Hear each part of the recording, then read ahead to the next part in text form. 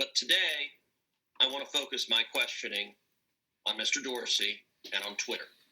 Because of the three players before us, I think Twitter's conduct has by far been the most egregious. Mr. Dorsey, does Twitter have the ability to influence elections? No. You don't believe Twitter has any ability to influence elections?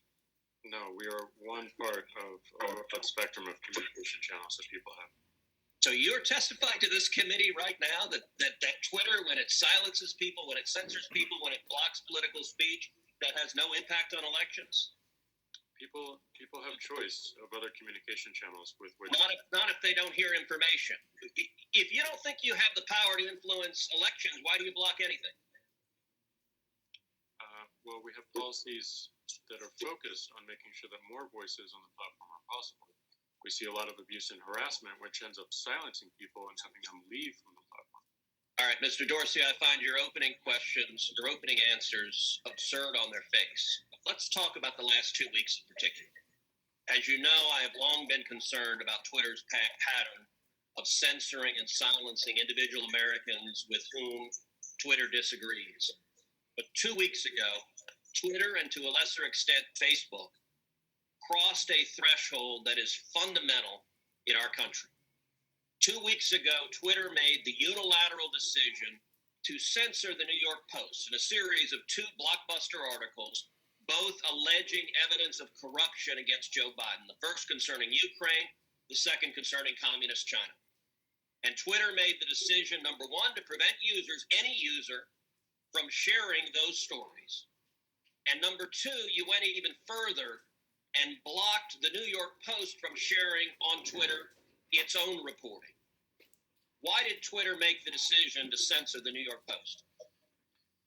We had a hack materials policy When was that policy adopted?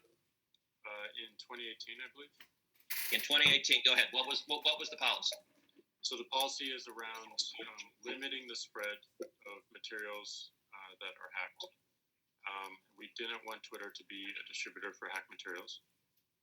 We found that the New York Post, because it showed the direct materials, screenshots of the direct materials, and it was unclear how those were attained, that it fell under this policy.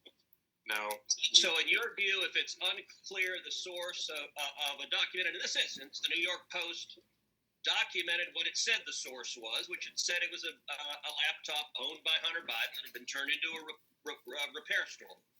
So they weren't hiding what they claimed to be the source. Is it your position that Twitter, when you can't tell the source, blocks press stories? No, not at all.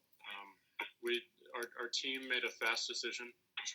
The enforcement action, however, of blocking URLs, both in tweets and in DM, in direct messages, we believe was incorrect, and we changed it. Today, right now, the New York Post is still blocked from tweeting 2 weeks later.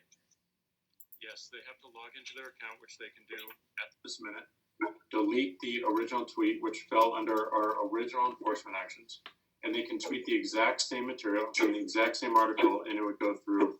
So, Mr. Dorsey, your ability is you have the power to force a media outlet. Let's be clear. The New York Post isn't just some random guy tweeting. The New York Post has the 4th highest circulation of any newspaper in America. The New York Post is over 200 years old. The New York Post was founded by Alexander Hamilton. And your position is that you can sit in Silicon Valley and demand of the media that you can tell them what stories they can publish, and you can tell the American people what reporting they can hear. Is that right?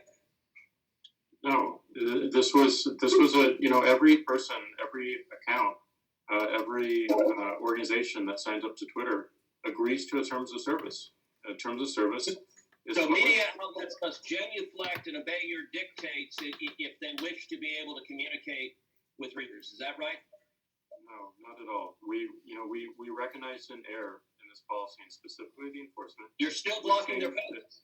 You're still blocking their posts. Right now, today, you're blocking their posts. We're not blocking the posts. Anyone can tweet. Can the New York Post post on their Twitter account? If they go into their account. No is your answer to that. No. Unless they reflect and agree with your dictates. Let me ask you something. You claimed it was because of a hacked materials policy. I find that facially highly dubious and clearly employed in a deeply partial way. Did Twitter block the distribution of the New York Times' story a few weeks ago that purported to be based on copies of President Trump's tax returns? We didn't find that a violation of our terms of service and this policy in particular because it was reporting about the material. It wasn't distributing the material. Okay, well, that's actually not true. They posted what they purported to be original source materials, and federal law, federal statute makes it a crime, a federal felony, to distribute someone's tax returns against their knowledge. So that material was based on something that was distributed in violation of federal law, and yet Twitter gleefully allowed people to circulate that. But when the article was critical of Joe Biden, Twitter engaged in rampant censorship and silencing. And again, we recognized errors in that policy. We changed it within 24 hours. This is. But you're still watching the New York Post. You haven't changed it. We have changed it. They can log into their account, delete the original tweet. You forced a Politico reporter to take down his post about the New York Post as well. Is that correct? Within that 24-hour period, yes. But we, as the policy has changed, anyone can tweet. So Twitter takes the view you can censor the New York Post, you can censor Politico, presumably you can censor the New York Times or any other media outlet.